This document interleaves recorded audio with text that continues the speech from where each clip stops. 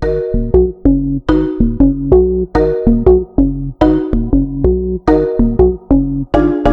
welcome everyone to the Morning Huddle. Today I wanted to talk about something that's happening in our economy that's not getting enough attention. And the fact that because of the pandemic, especially it's been exacerbated by the pandemic, but we have approximately 22 million people who are underemployed. And that's not something that we really talk a lot about. We talk about the unemployment rate, but the underemployment rate is about 22 million people, and it's almost 15% of the population. So, I wanted to bring on an HR specialist. So I have with me today Khadijah Watson, and we're going to talk a bit about it from the perspective of the employer. But there is a employee side of it. But now we have the supply and demand that's out of whack, right? Because excuse me, supply is in excess of demand at this moment. So Khadijah, excuse me, why don't you tell everyone who you are, what you do, and how we can find you on social media? Okay, so again, my name is Khadijah Watson. I'm a human resources consultant, but I also happen to be the owner of ATN HR Consulting, where I pretty much service small businesses and entrepreneurs through customized HR solutions for their businesses. They can outsource pretty much all of their HR functions or some. So from recruitment to payroll to assistance with employee relations matters, all the way from performance management down to investigations for more serious matters, hiring, onboarding, training. You can really find a one-stop shop with us. I have worked officially in corporate. I worked there for 5 years in a human resource capacity ranging from HR assistant to generalist work. So I've seen quite a bit of what I like to call the HR pie. So, because it's so much. If you work in human resources, you do realize there are very many different facets. You get those benefits, they get compensation, you get HRIS, you get employee relations. So you get a little bit of everything. And I always say, the further you go into your HR career, you kind of niche out into, a more specialized sector. But yes, I worked in corporate for 5 years before launching my firm. I'd like to say my niche are those first-time employers. So I work with a lot of small businesses who, for the first time, they've been successful and profitable as a business, but for the first time, they are true employers. They may have contracted 1099 workers, throughout their existence, but they have now reached a point where they need staff in an employee capacity. So that is pretty much who I work with now. That may grow and change in the future, but that is where my heart is, and I really enjoy working with that specific group of people. Excellent. So let's get back to the point that I was making in the beginning of the show, which is that we have this group of 22 million people who are underemployed, and we also have still an unemployment rate that is, a little bit over 8%, 8.4%, right? Mm-hmm. So still relatively high. So it is an employer's market, if you will, right? Mm-hmm. But what advice do you have for an employer or the hiring manager when trying to find the right candidate? So, I can speak to, from my clients, what the issues are that we've seen as far as when it comes to underemployment as we work through recruitment projects to fill open positions that we have. And we are seeing a lot of candidates apply who education-wise and skill set-wise are well beyond the position that they are applying for. And so we have a couple of concerns with that. Most notably, I would say, is this person going to stay? Because we don't want to just keep recruiting, right? It costs us money every time we do that. Every time that we have to invest in training, are we going to get an ROI on this hire? And it's really hard to call it now, So I try to look at a variety of factors. I don't want to come off, to a point where you can go down a deep end trying to analyze who this person is and their life. Sure. Will they really stay? But I think the two main things is I usually discuss with my clients, who are you? Realistically, what opportunities are you able to provide for this person to grow and develop and advance with the company?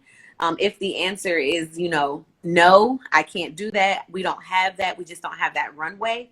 Then I have the discussion with our clients. You can hire them to fill the gap now because there are so many people who are unemployed and they're just looking to feed their families and they're pretty desperate to just take anything until they can get in a position like they once were pre-pandemic, or something that is just a little bit more aligned with what their career goals are. And so you can take the risk on, I'll take them to kind of fill in the gap now, understanding that this person may not be with us long term. Or if you really find someone as your business is growing, with a skill set that I always call them like that unicorn hire, right? Like once in a lifetime, like, oh my gosh, this person can help us grow. Then you need to identify some development opportunities that you're able to offer that person.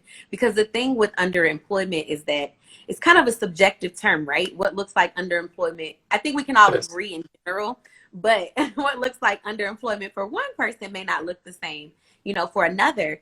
However, you want to offer them developmental opportunities to advance, because the issue is that a lot of times these people take these jobs, these underemployed individuals, and they get stuck in the cycle. It most likely always is, I just need this to get by. I need to just have some income coming in. And then before they know it, 10 years later, they haven't really moved or progressed much. So I always encourage my clients, like, you want to create opportunities, especially if they're a good hire, because you want to retain that good talent. So whatever's within your power, if that's okay, maybe the role did look like this, but because this person is coming on with some additional skills, is there any room or flexibility to maybe offload some tasks somewhere else, to provide them with those stretch assignments, to provide them room to contribute in a way that is substantial to business operations. And also compensation is important too, right? If Oh, you're able to. absolutely. Absolutely. So compensation, that's a big one, especially on the employer side. Like right now, budgets are tight all around. What we once could afford sometimes is not the case. Especially my niche of small businesses that I work with. So I always say, like, in order to get this person, retain them, yes, we realize they're underemployed. Is there somewhere in the budget that we can probably trim to make up? It may not be exactly what they want, but is there somewhere we can trim to kind of, meet them in the middle? If it's not as far as like compensation wages for them, is there somewhere in the benefits package that we can kind of beef it up? Can we offer some extra off days, PTO time, vacation time? But as far as wages and compensation, you have to take a lot of, especially small businesses, sometimes they go strictly off of their budget, and they don't always understand that there are a lot of factors when considering the wages, or whether they're creating like a salary band, or, what is the range for this position. And one of those being, I don't see people always think about it, but what's the market? And I'll give you an example. I had a client who, for the same exact position, when we analyzed that role, performing the same job duties in the same area, he was underpaying people about $5 per hour. That's significant. Wow. And so people, what I saw happen, people who did not have experience, you took a chance on them. Number one, because you didn't have much to compete with, because you weren't paying competitive wages. So you kind of have to take what you can get. And so once these people come in, they work, they get the experience. Now they can go out and work for an employer who's going to pay them more. So there's a lot of things to consider when you talk about wages. But, what is the market rate, cost of living? What is this person's previous experience? What is their education? If they don't have the education, is their years of experience commensurate to what it would be had they studied it in school? So there's a lot of things to look at. And while you can use, a platform or a system, I just think that this whole, COVID-19 thing has shaken us all up, and we've had to be flexible in giving, on some ends. And then there are decisions that you do have to make where I can't afford this person. I just can't. And if you, again, going back to kind of like the turnover thing, some people will say, well, I just want it now. But if that's not going to be good, or beneficial for you as an employer, you may not be able to make that hire, no matter how much you like them or want them on your team. Let's look at it from the other end of the spectrum, just quickly before we move to the next topic. Mm-hmm. Do you think the underemployed candidate sometimes needs an attitude adjustment?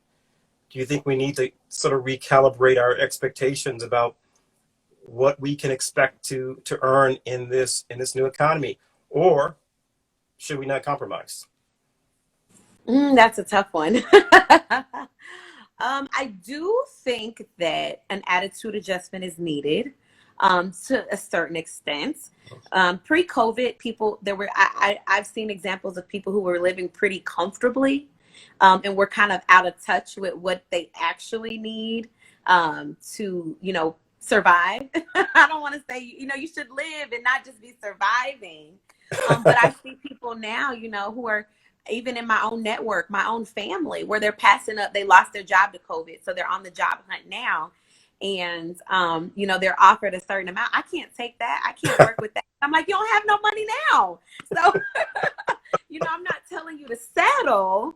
But I think that if you are going to, I guess, let go of that and take something and become underemployed, have a plan, have a way out, because it is potentially, an opportunity where you will get stuck. You will. But on the flip side, because I feel like even with myself, if I were to go back into corporate, I'm not doing it. And if you look at it from this way, me personally, I'd rather take a lower paying job with less responsibility. But if you're going to have me coming in at my same management level and you want to pay me that of an entry level employee for all of this responsibility, probably not going to happen when I can just make this money, come in and do my job and go home. So I think all around, everybody has to just kind of, again, adjust to this new way that, things are. Yeah, certainly this is depressing the wages, right? We're seeing a drop in the wage. We're seeing also less women. I know this is not part of the topic we're going to talk about. Less women in the workforce as well. We're seeing an exodus. Women are deciding Yes. to stay home with the children. Yes.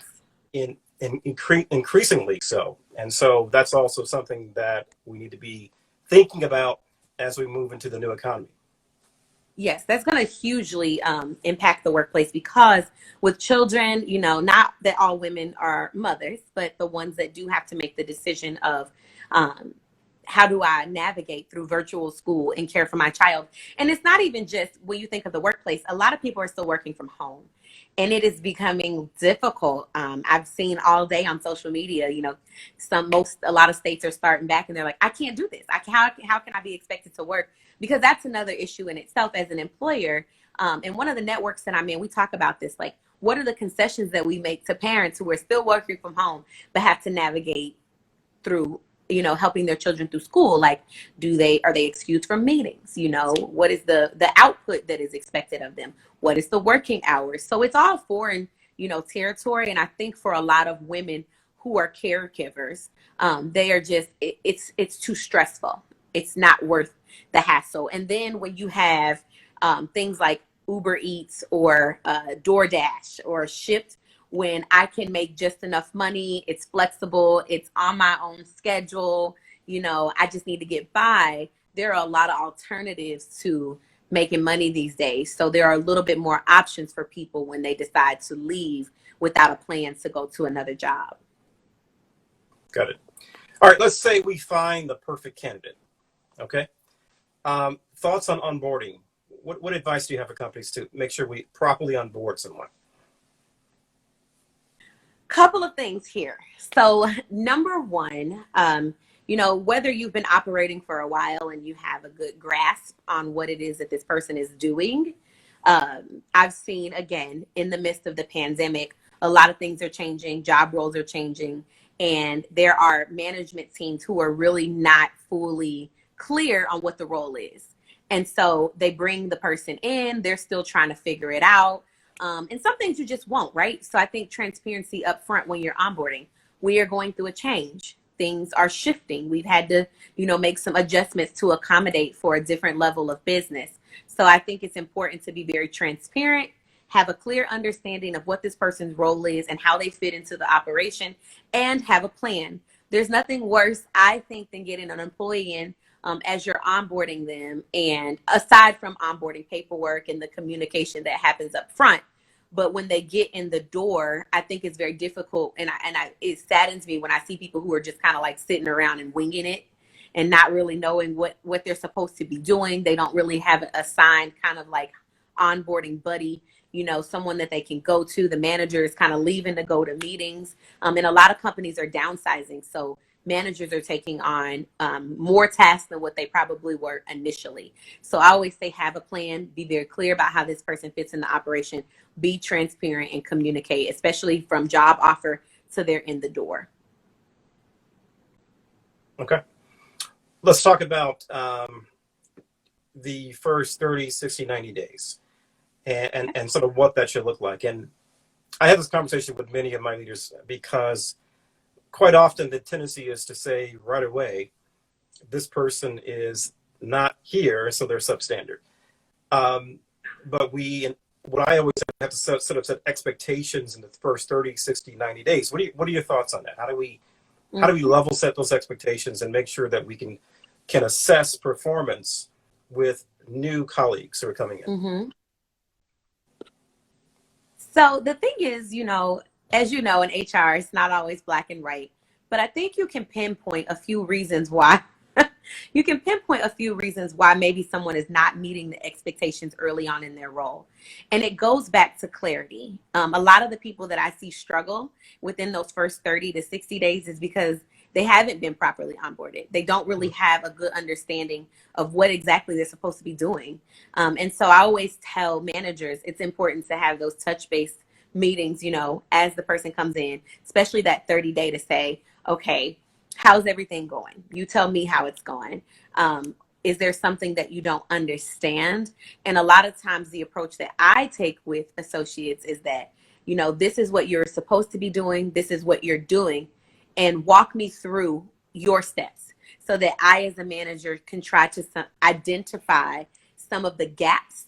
And so there I can say, oh, that's it. They're missing that step. Maybe we never told them to do this, or they weren't fully trained on the platform, or they weren't aware of the tools that they were supposed to use. So early on, that it's usually a training issue when there are gaps in performance and expectations. Now, hear me out when I say you will get poor performers. There are some people who can make it all the way through an interview, and who they were when you hired them is not who they are today. And no matter how much coaching up or redirect or support that you try to offer, sometimes the job is just not for them. And I don't want to kind of snowball my comment into a bigger thing, but some of that can be addressed in the hiring process because we don't ask the right questions. Exactly. To even, that's where I was going.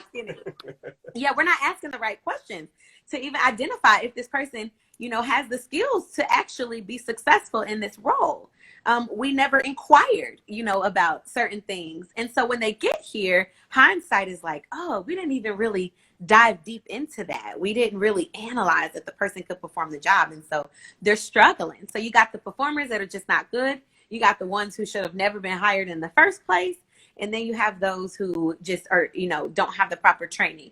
And so those check-in points, you got the 30 days, the 90 days. But I think one of the most important takeaways about having those frequent check-in points when you first have a new hire is that you don't want to get to a year later and the performance has been horrible this whole time. You haven't documented. You never told this person they were struggling or not meeting the expectations. You've kind of just been cleaning up behind them. And so it makes it harder to manage them when it gets to a point where it's affecting the business. It makes it harder because for a year now, no one said anything to me. I've been operating this way for a year. No one told me that I did anything wrong or that I wasn't meeting those expectations. And so when you don't manage behavior early on, you really create something that can be difficult to get out of later on as time passes. It's like a bad relationship, right? It is. And it's really hard. I'm telling you, again, I work with small business owners who, for the first time, are employers, and they are being introduced to the world of employment law. And while, most states that I work with, they are at will employers. So as long as you're not discriminating against someone, you can terminate the working relationship. However, we do live in a world where it becomes increasingly difficult to make sure that you steer clear of things that can be, I guess, perceived a certain way is where I'm going with that.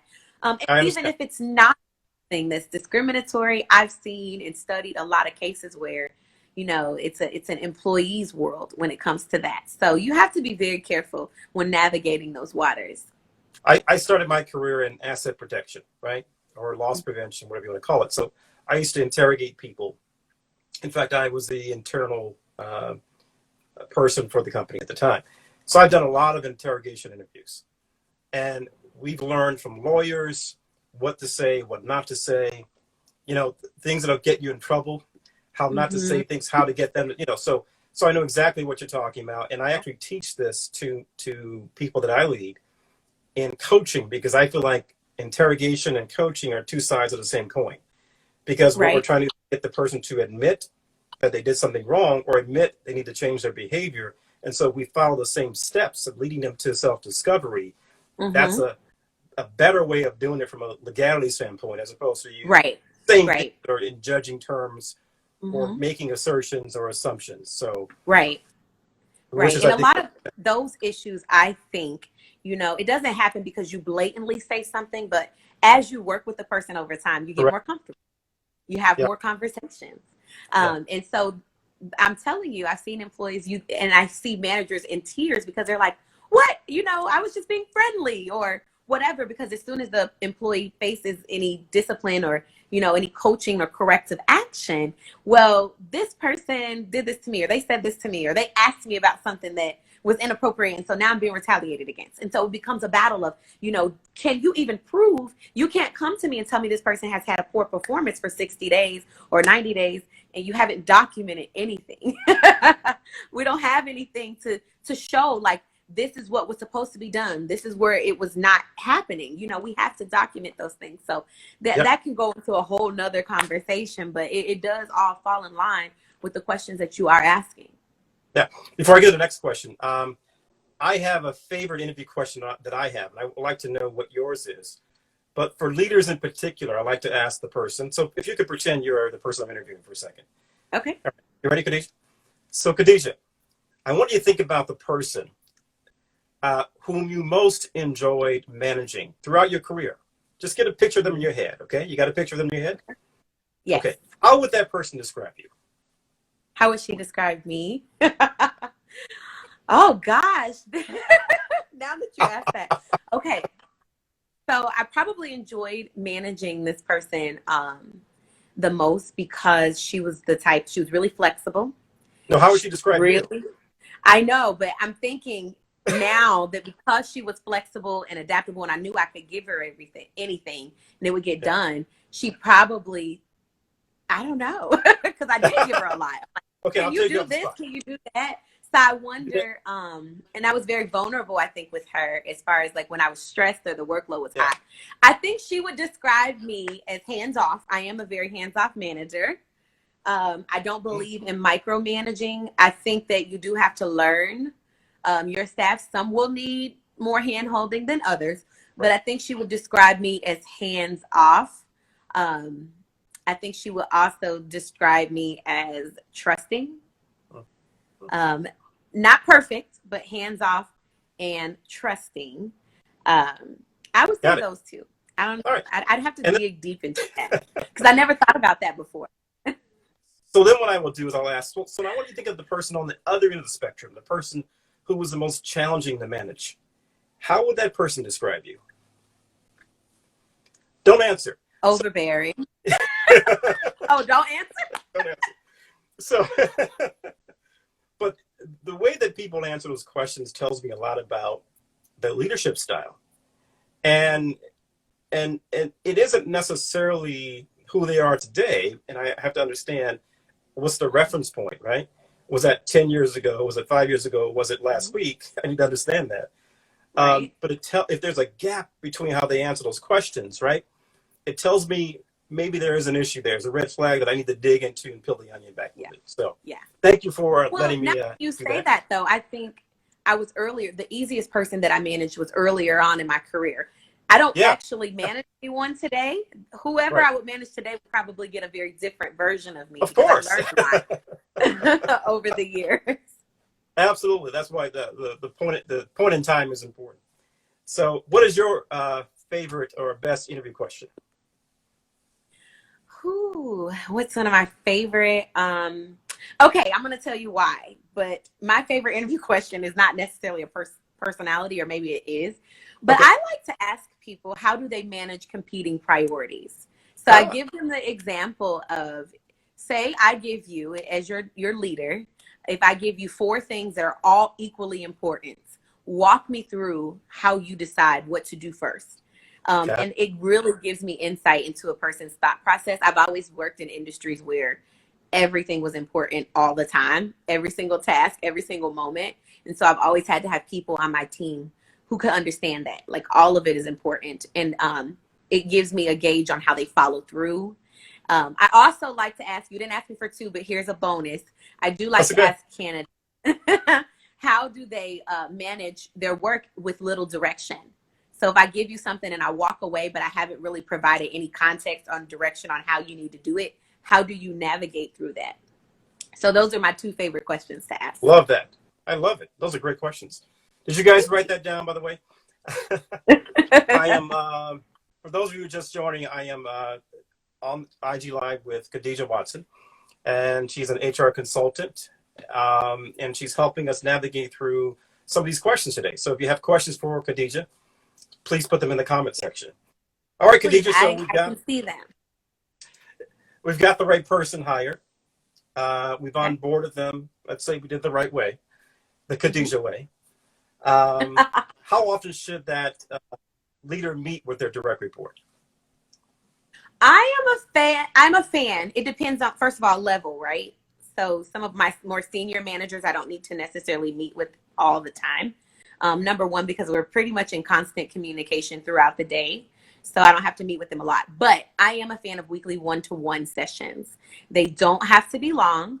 15 minutes is good. I like to do them at the beginning of the week. So like on a Monday or Tuesday, just to set the tone and the priority. So I say, for one, and Mondays are good because then you can ask your team, like, how was your weekend? Anything exciting happened, add that personal touch.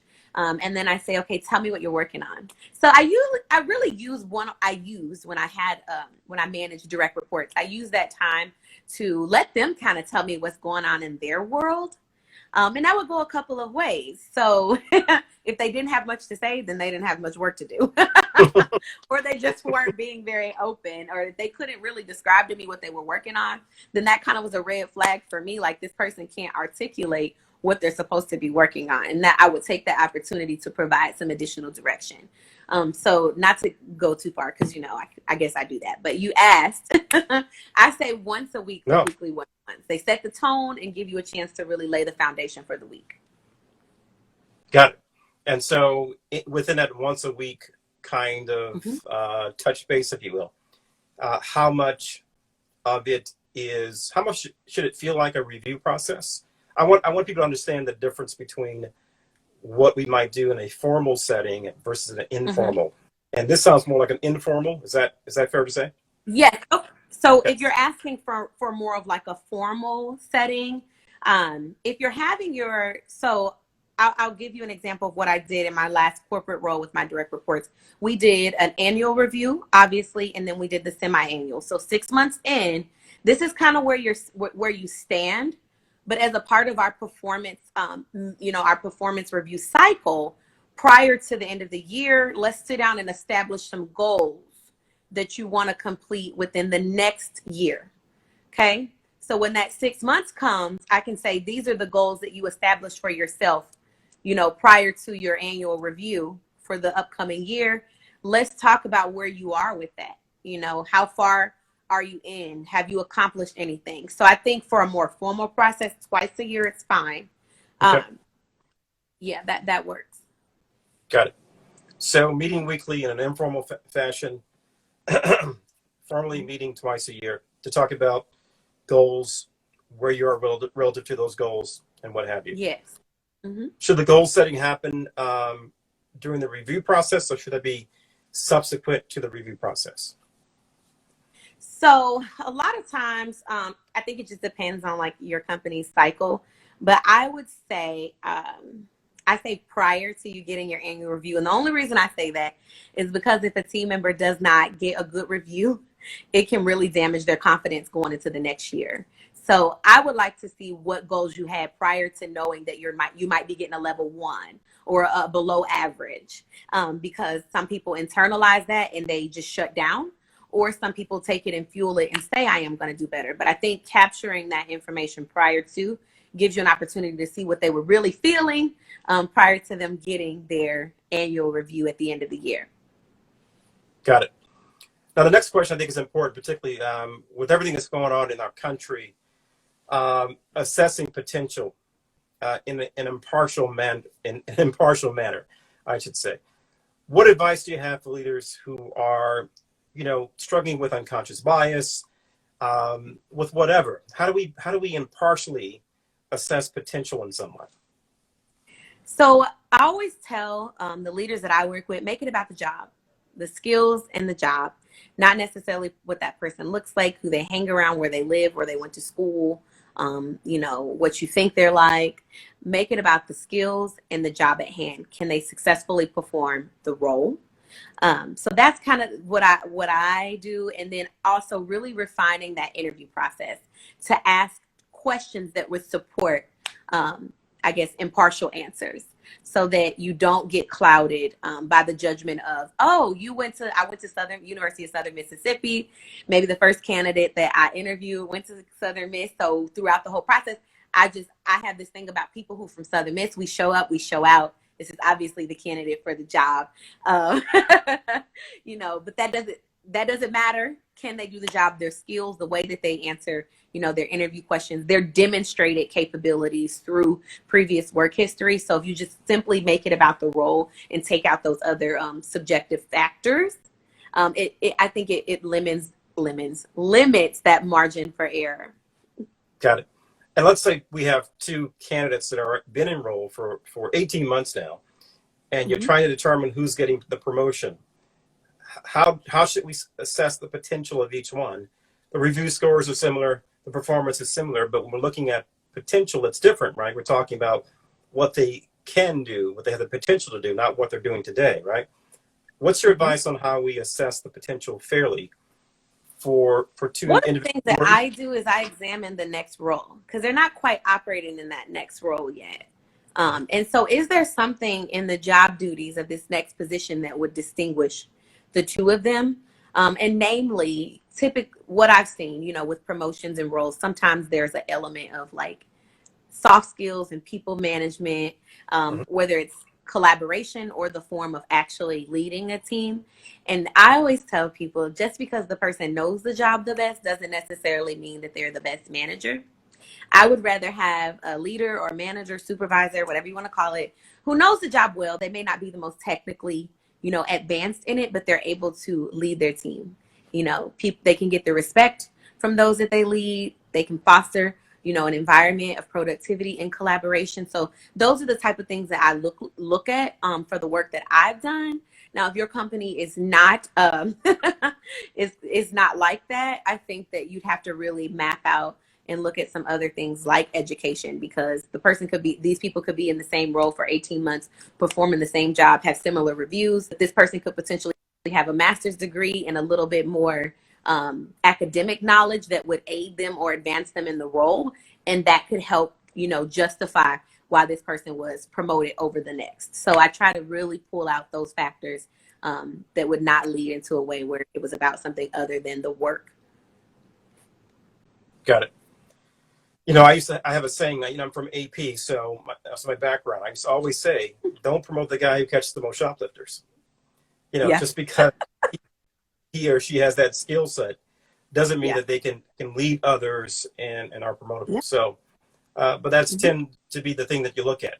Who has the best performance, who has the best results. And that should be the person that's going to lead the team, but that's a fallacy. That doesn't work. Yeah. Well, sometimes people don't even want to be promoted. We talk people into promotions they don't want. They didn't want to be there in the first place. And I'm like, did you even ask them if they were interested in leadership before you came to them and say, hey, we're going to promote you? And sometimes people hear that dollar increase and then they take it on and they're like, I don't even want this job. So, make sure that person actually wants the promotion. In your opinion, your professional opinion, what's more important to people? the position or the compensation? You know, I think that's a coin toss depending on who you're talking to. I've worked with people who are title obsessed. Like when I tell you they make the same money at the same title, but they want a title change on their business cards.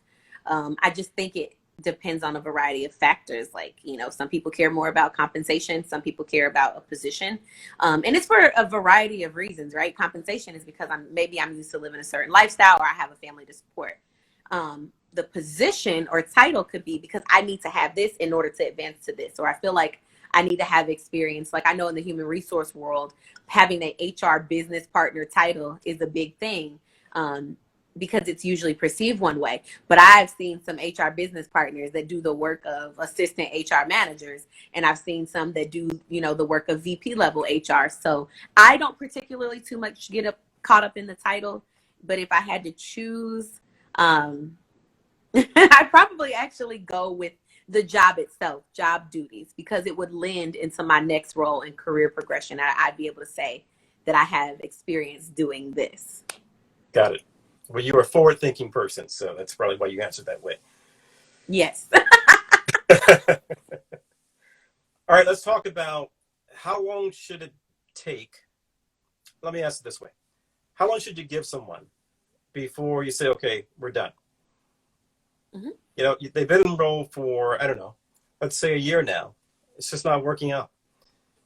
Should we have waited a year? How long does it take before we decide, and let's assume we're on the probationary period, okay?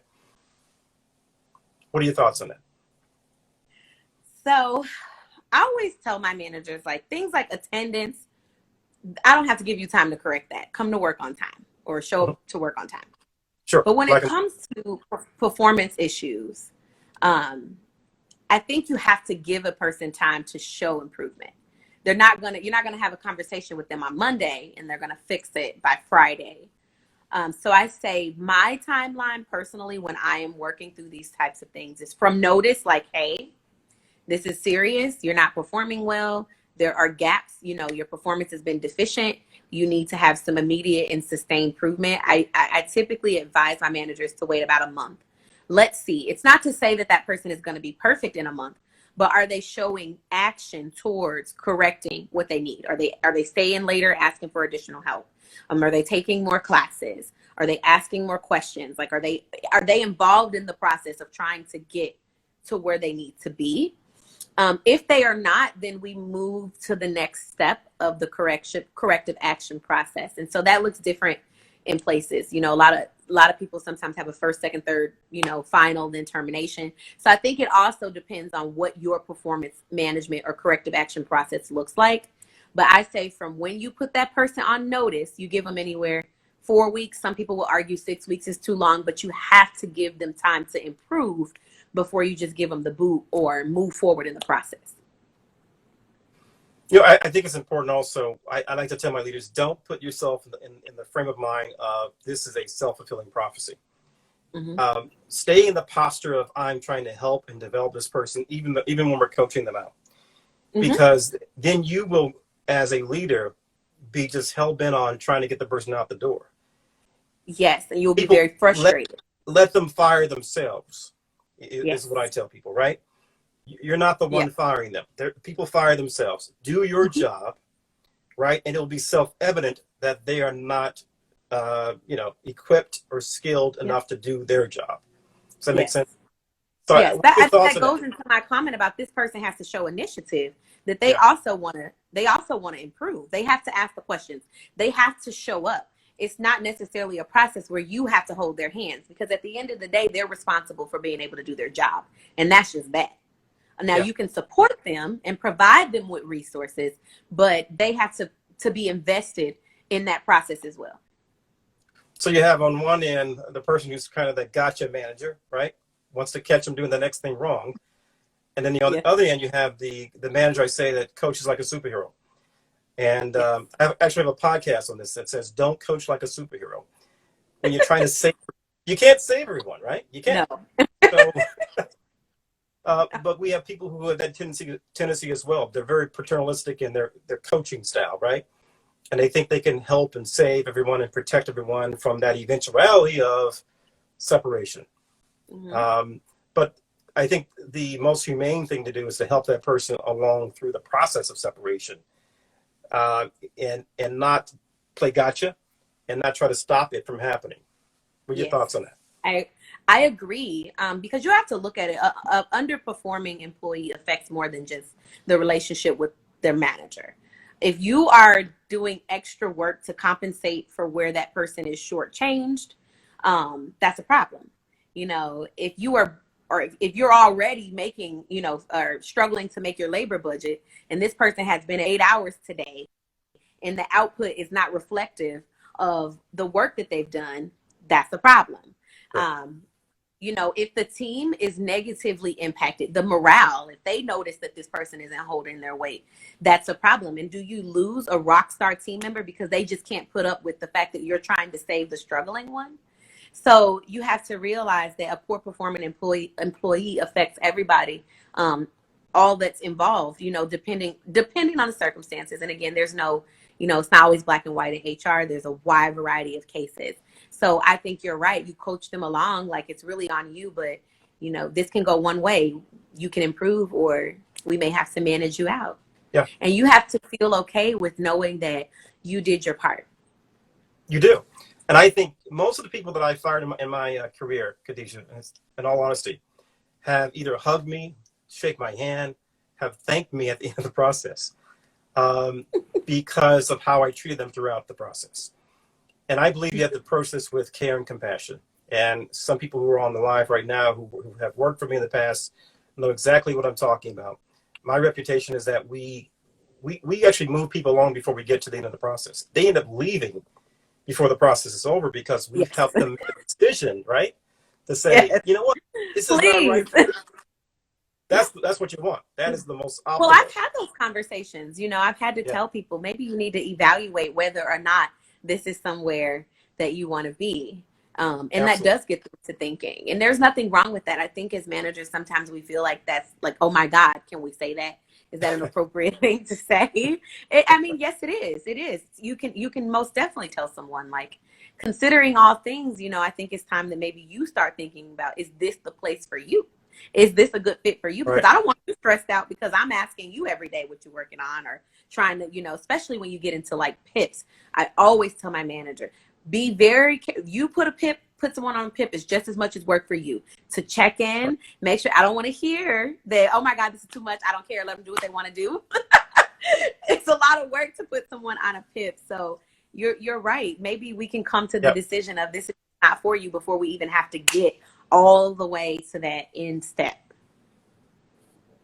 The last two comments are people that used to work for me, and they know exactly what I'm talking about. In fact, where we used to work together, we were able to move at least 60 people out of their position on their own recognizance. They left because they said, I'm going to leave. This is not right for me.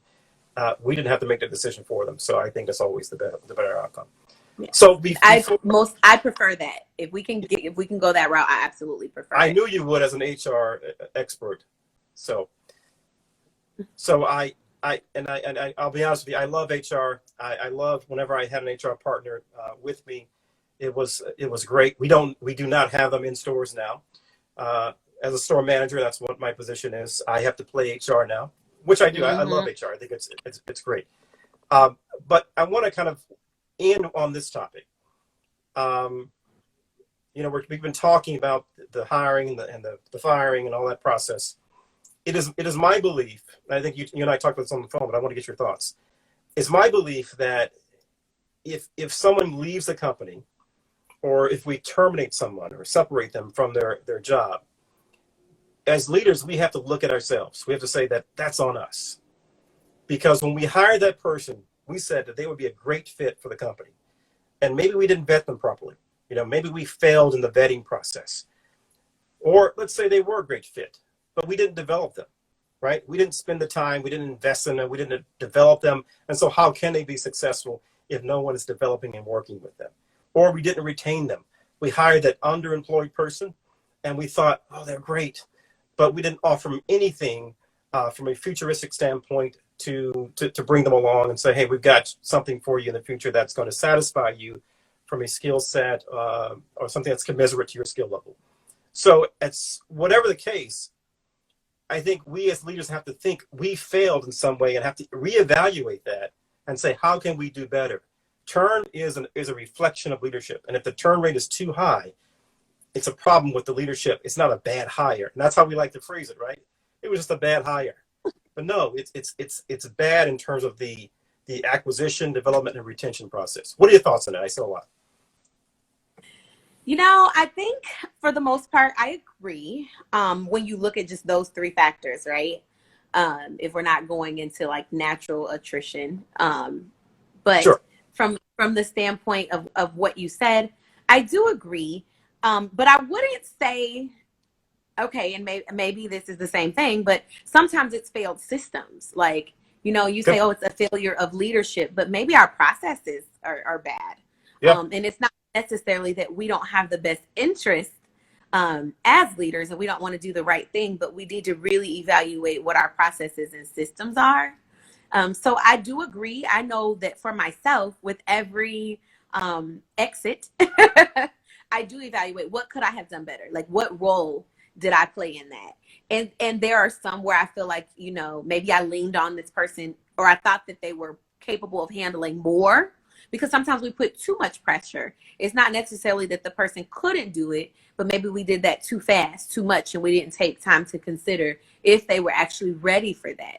And not everyone's going to speak up and say, hey, wait a minute, I'm feeling too much. Instead, I'm just going to make my way out. But I do agree with what you say as far as like it's a leadership fail.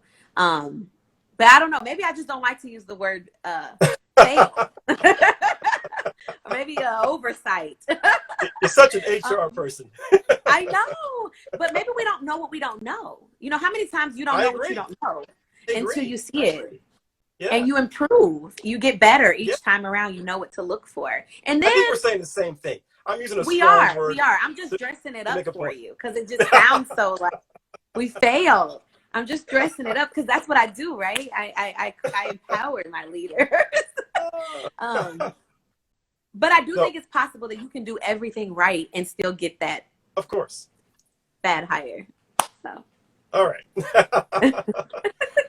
Well, thank you so much. Any questions for Khadijah? Anyone? I know someone just joined the show, but we are wrapping up with Khadijah Watson, who is an HR consultant, and we've been talking about just sort of navigating the human resource process in 2020 and beyond, and dealing with some of the issues that are systemic, that are because of COVID-19 and what have you. So, any questions for Khadijah before we go? If not, this has been a great show, Khadijah. Thank you. I want to thank you for coming on. So intelligent. I can see why you're so successful in your role. I'm having a hard time talking today. I don't know why. And but any final thoughts? Any final words of wisdom?